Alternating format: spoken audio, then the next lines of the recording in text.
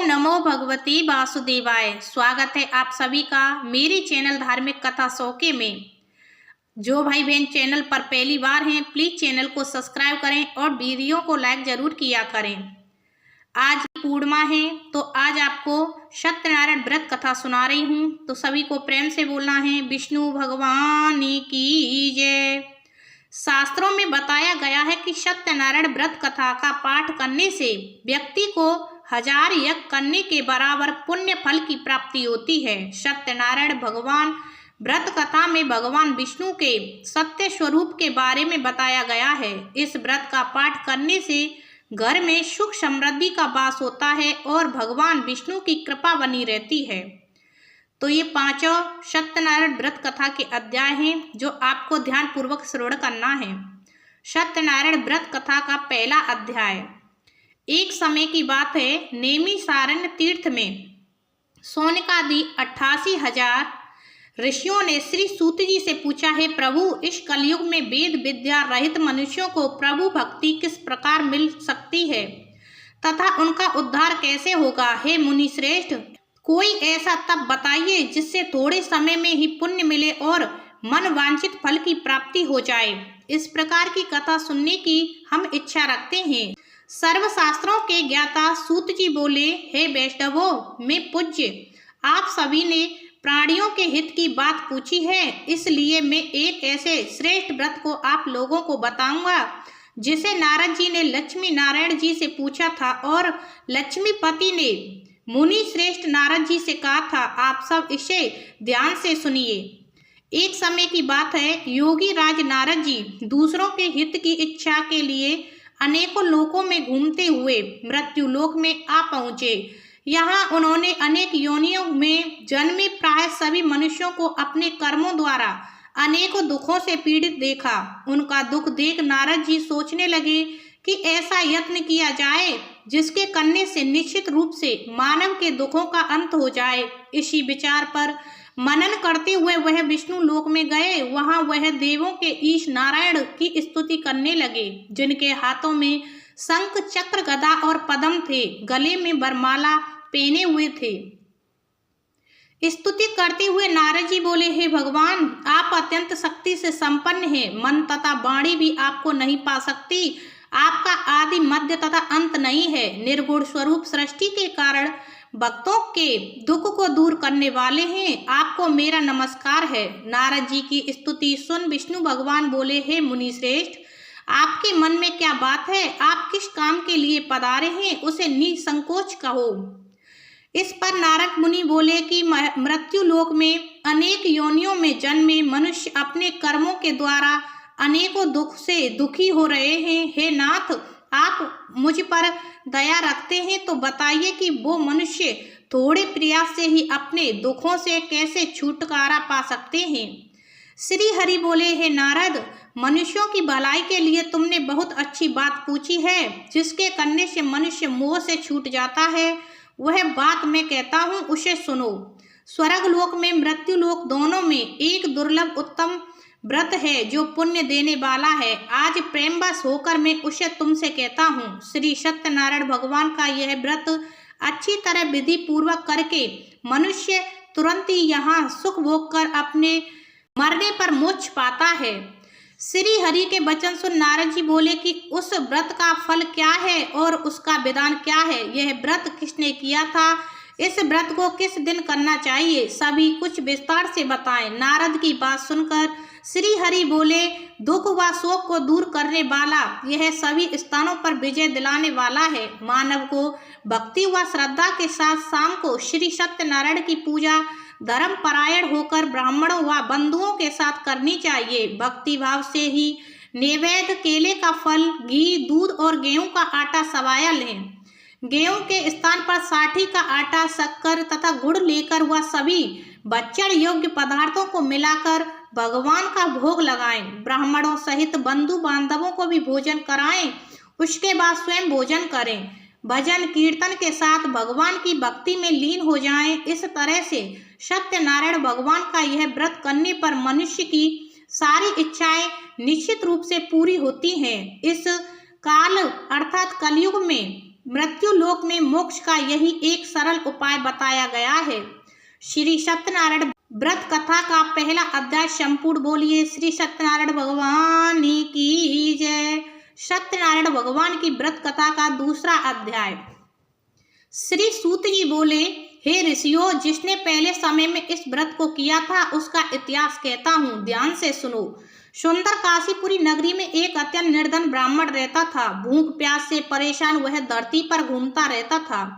ब्राह्मणों से प्रेम करने वाले भगवान ने एक दिन ब्राह्मण का वेश धारण कर उसके पास जाकर पूछा, हे विप्र, नित्य दुखी होकर तुम पृथ्वी पर क्यों घूमते हो? दीन ब्राह्मण बोला, मैं निर्धन ब्राह्मण हूँ, भिक्षा के लिए धरती पर घूमता हूँ। हे भगवान, यदि आप इसका कोई उपाय जानते हो तो बताइए। वृद्ध ब्राह्मण कहता है कि सत्यनारायण भगवान मनोवांछित फल देने वाले हैं, इसलिए तुम उनका पूजन करो। इसे करने से मनुष्य सभी दुखों से मुक्त हो जाता है।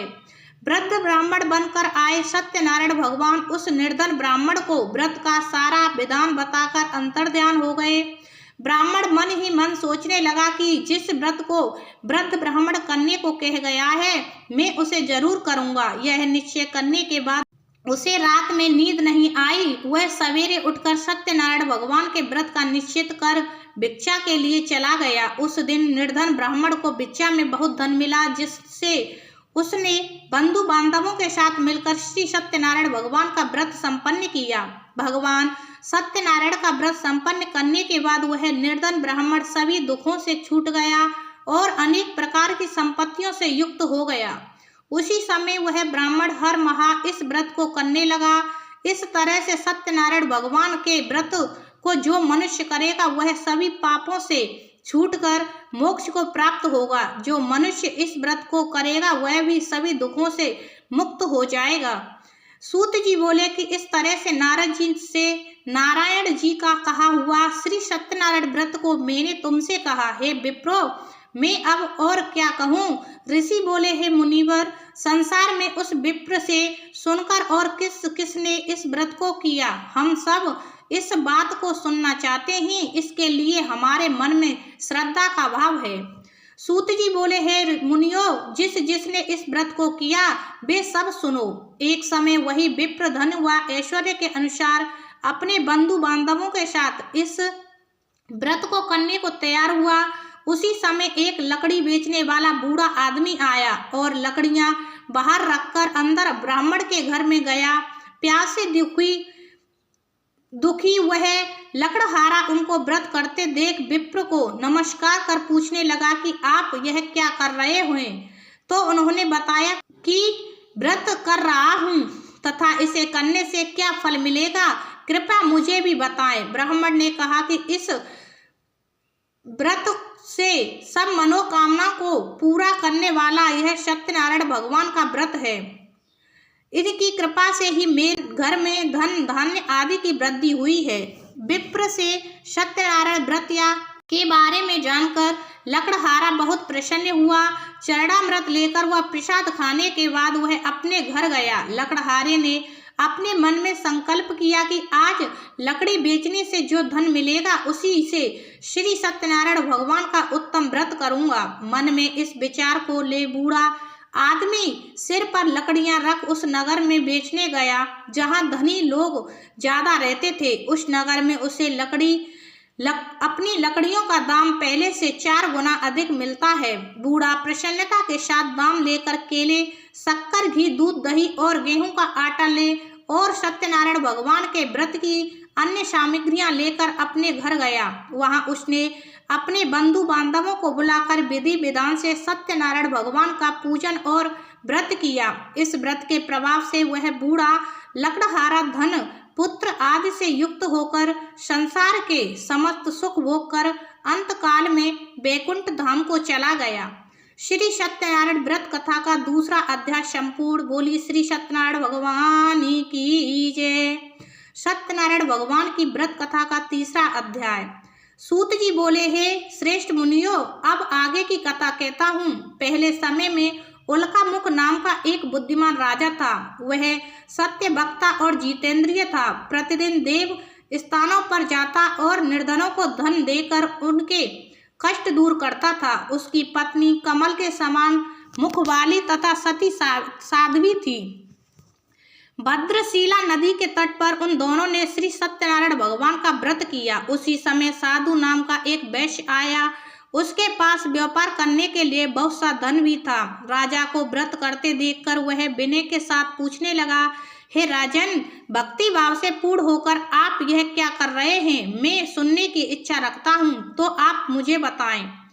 राजा बोला, हे साधु, अपने बंधु बांधवों के साथ पुत्रादि की प्राप्ति के लिए यह एक महाशक्तिमान श्री सत्यनारायण भगवान का व्रत व पूजन कर रहा हूँ।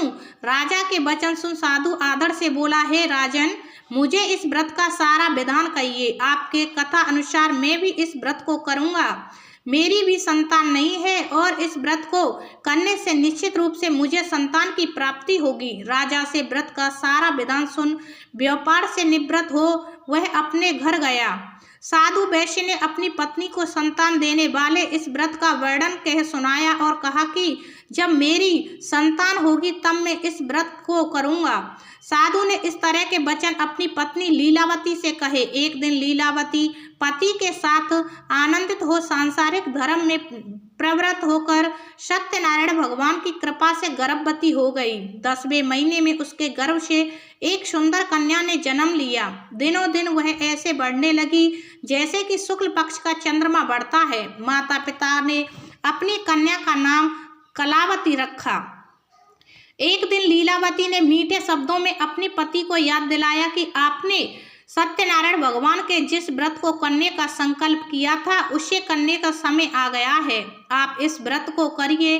साधु बोला कि हे प्रिय, इस व्रत को मैं उसके विवाह पर करूँगा। इस प्रकार अपनी पत्नी को आश्वासन देकर वह नगर को चला गया। कलावती पिता के घर में रहे वृद्धि को प्राप्त हो गई। साधु ने एक बार नगर में अपनी कन्या को सखियों के साथ देखा तो तुरंत ही दूत को बुलाया और कहा कि मेरी कन्या के योग्य वर देख कर आओ। साधु की बात सुनकर दूत कंचन नगर में पहुंचा। वहां देखभाल कर लड़की के सुयोग्य वाड़िक पुत्र को ले आया। सुयोग्य लड़के को देख साधु ने बंधु बांधवों को बुलाकर अपनी पुत्री का विवाह कर दिया। लेकिन दुर्भाग्य की बात यह कि साधु ने अभी भी श्री सत्यनारायण भगवान का व्रत नहीं किया। इस पर श्री भगवान क्रोधित हो गए और श्राप दिया कि साधु को अत्यधिक दुख मिले। अपने कार्य में कुशल साधु बनिया जमाई को लेकर समुद्र के पास स्थित होकर रत्ना सारपुर नगर में गया। वहां जाकर दामाद ससुर दोनों मिलकर चंद्रकेतु राजा के नगर में व्यापार करने लगे। एक दिन भगवान सत्यनारायण की माया से एक चोर राजा का धन चुराकर भाग रहा था। उसने राजा के सिपाहियों को अपना पीछा करते देख चुराया हुआ धन वहां रख दिया जहां साधु अपने जमाई के साथ ठहरा हुआ था। राजा के सिपाहियों ने साधु वैश्य के पास राजा का धन पड़ा देखा तो वह ससुर जमाई दोनों को बांधकर प्रसन्नता से राजा के पास ले गया और कहा कि इन दोनों चोरों को पकड़ कर लाया हूँ, आप आगे की कार्यवाही की आज्ञा दें। राजा की आज्ञा से उन दोनों को कठिन कारावास में डाल दिया गया और उनका सारा धन भी उनसे छीन लिया गया। श्री सत्यनारायण भगवान से श्राप से साधु की पत्नी भी बहुत दुखी हुई। घर में जो धन रखा था उसे चोर चुरा ले गए। शारीरिक तथा मानसिक पीड़ा व भूख प्यास से अति दुखी हो अन्य की चिंता में कलावती एक ब्राह्मण के घर गई। वहां उसने श्री सत्यनारायण भगवान का व्रत होते देखा। फिर कथा भी सुनी और प्रसाद ग्रहण कर वह रात को घर वापस आई। माता ने कलावती से पूछा कि हे पुत्री, अब तक तुम कहाँ थी? तेरे मन में क्या है? कलावती ने अपनी माता से कहा, हे माता, मैंने एक ब्राह्मण के घर में श्री सत्यनारायण भगवान का व्रत देखा है।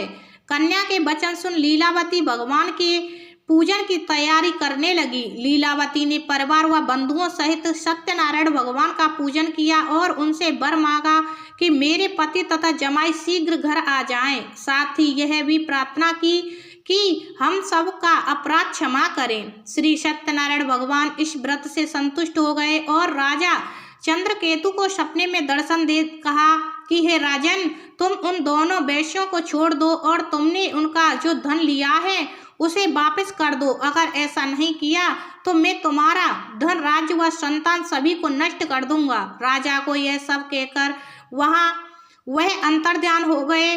प्रातःकाल सभा में राजा ने अपना सपना सुनाया, फिर बोले कि बड़े पुत्रों को कैद से मुक्त कर सभा में लाओ। दोनों ने आते ही राजा को प्रणाम किया। राजा मीठी वाणी से बोला, हे महानुभावों, भाग्यवश ऐसा कठिन दुख तुम्हें प्राप्त हुआ है, लेकिन अब तुम्हें कोई भय नहीं है। ऐसा कहकर राजा ने उन दोनों को नए वस्त्र आभूषण भी पहनाए और जितना धन उनका लिया था उससे दुगना धन वापस कर दिया। दोनों वैश्य अपने घर को चल दिए। श्री सत्यनारायण व्रत कथा का 3रा अध्याय संपूर्ण। बोली श्री सत्यनारायण भगवान की जय। सत्यनारायण भगवान की व्रत कथा का 4था अध्याय। सूत जी बोले, वैश्य ने मंगलाचार कर अपनी यात्रा आरंभ की और अपने नगर की ओर चल दिए। उनके थोड़ी दूर जाने पर एक दंडी वेशधारी श्री सत्यनारायण ने उनसे पूछा, हे साधु, तेरी नाम में क्या है? अभिवाणी बड़े कसता हुआ बोला, हे दंडी, आप क्यों पूछते हो? क्या धन लेने की इच्छा है? मेरी नाम में तो बेल व पत्ते भरे हुए हैं। वैश्य के कठोर वचन सुन भगवान बोले, तुम्हारा वचन सत्य हो। दंडी ऐसे वचन कहे वहां से दूर चले गए। कुछ दूर जाकर समुद्र के किनारे बैठ गए। दंडी के जाने के बाद वह साधु वैश्य ने नित्य क्रिया के पश्चात नाव को ऊंची उठते देखकर अचंबा माना और नाव में बेल पत्ते आदि देख वह मूर्छित हो जमीन पर गिर पड़ा। मूर्छा खुलने पर वह अत्यंत शोक में डूब गया तथा तब उसका दामाद बोला कि आप शोक ना मनाएं, यह दंडी का श्राप है, इसलिए हमें उनकी शरण में जाना चाहिए, तभी हमारी मनोकामनाएं पूरी होंगी। दामाद की बात सुनकर वह दंडी के पास पहुंचा और अत्यंत भक्ति भाव से नमस्कार करके बोला, मैंने आपसे जो जो असत्य वचन कहे थे उनके लिए मुझे क्षमा दें। ऐसा कहकर महान शोकातुर रोने लगा। तब दंडी भगवान बोले कि हे बड़े पुत्र, मेरी आज्ञा से बार बार तुम्हें दुख प्राप्त हुआ है, तू मेरी पूजा से विमुख हुआ। साधु बोला, हे भगवान, आपकी माया से ब्रह्मा आदि देवता भी आपके रूप को नहीं जानते, तब मैं अज्ञानी कैसे जान सकता हूँ? आप प्रसन्न होइए, अब मैं सामर्थ्य के अनुसार आपकी पूजा करूँगा। मेरी रक्षा करो और पहले के समान नौका में धन भर दो। साधु वैश्य के भक्ति पूर्वक वचन सुनकर भगवान प्रसन्न हो गए और उसकी इच्छा अनुसार वरदान देकर अंतर्ध्यान हो गए। ससुर जमाई जब नाव पर आए तो नाव धन से भरी हुई थी।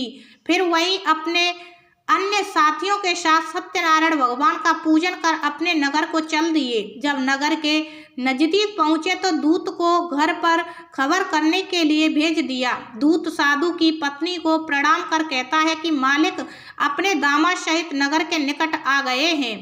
दूत की बात सुनकर साधु की पत्नी लीलावती ने बड़े हर्ष के साथ सत्यनारायण भगवान का पूजन कर अपनी पुत्री कलावती से कहा कि मैं अपने पति के दर्शन को जाती हूँ, तू कार्य पूर्ण कर शीघ्र आ जा। माता के ऐसे वचन सुन कलावती जल्दी में प्रसाद छोड़ अपने पति के पास चली गई। प्रसाद की अपज्ञा के कारण श्री सत्यनारायण भगवान रुष्ट हो गए और नाव सहित उसके पति को पानी में डुबो दिया। कलावती अपने पति को वहां न पाकर रोती हुई जमीन पर गिर गई। नौका को डूबा हुआ देख वह कन्या को रोता देख साधु दुखी होकर बोला, हे प्रभु, मुझसे तथा मेरे परिवार से जो भूल हुई है उसे क्षमा करें। साधु के दीन वचन सुनकर श्री सत्यनारायण भगवान प्रसन्न हो गए और आकाशवाणी हुई, हे साधु, तेरी कन्या मेरे प्रसाद छोड़कर आई है, इसलिए उसका पति अदृश्य हो गया है। यदि वह घर जाकर प्रसाद खाकर लौटती है तो उसे इसका पति अवश्य मिलेगा। ऐसी आकाशवाणी सुन कलावती घर पहुंचकर प्रसाद खाती है, फिर आकर अपने पति के दर्शन करती है। उसके बाद साधु अपने बंधु बांधवों सहित श्री सत्यनारायण भगवान का विधि विधान से पूजन करता है। इस लोक का सुख भोग कर वह अंत में स्वर्ग को जाता है। श्री सत्यनारायण व्रत कथा का 4था अध्याय संपूर्ण। बोलिए श्री सत्यनारायण भगवान की जय। श्री सत्यनारायण भगवान की व्रत कथा का 5वां अध्याय। सूत जी बोले, हे ऋषियों, मैं और एक भी कथा सुनाता हूँ, उसे भी ध्यान पूर्वक सुनो। प्रजा पालन में लीन तुंगध्वज नाम का एक राजा था। उसने भी भगवान का प्रसाद त्याग कर बहुत ही दुख सहन किया। एक बार वन में जाकर अन्य वन्य पशुओं को मारकर वह बड़ के पेड़ के नीचे आया। वहां उसने ग्वालों को भक्ति भाव से अपने बंधुओं सहित सत्यनारायण भगवान का पूजन करते देखा। अभिमानवश राजा ने उन्हें देखकर भी पूजा स्थान में नहीं गया और ना ही उसने भगवान को नमस्कार किया। ग्वालों ने राजा को प्रसाद दिया, लेकिन उसने वह प्रसाद नहीं खाया और प्रसाद को वहीं छोड़कर वह अपने नगर को चला गया।